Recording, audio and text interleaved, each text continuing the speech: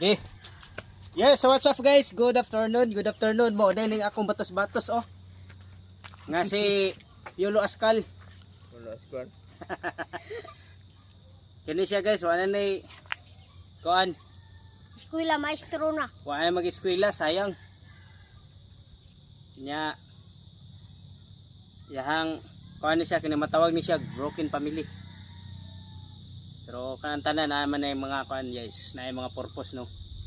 Nya mo ni mahog na ko nerog badi-badi.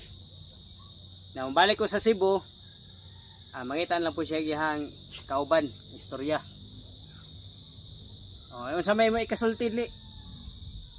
Gi. Sulti dayon.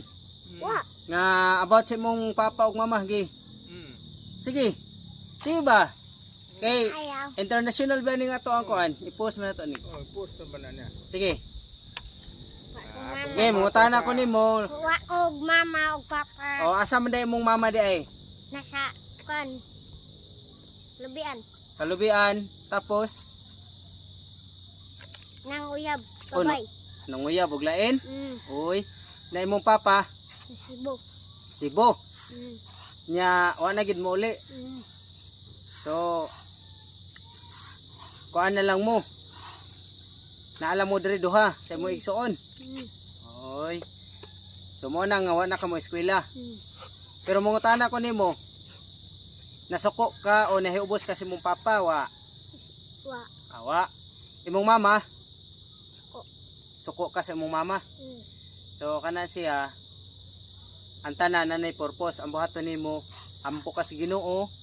Aw, Nya. suko ko ang papa din. Oh, suko ka. Mm. Ampo ka sa Ginoo din ay lang pagdumot. Kay nay mga tao nga maluoy sa imuha. Adapon ka tapos paeskwelahon ka. Tanaw sa akong video, ana. Basta magbinuotan lang, ha? Mo na pinaka-importante. Pag binuotan, mo na sekreto para mo asinso ang isa ka tao. Ana lang kasayon.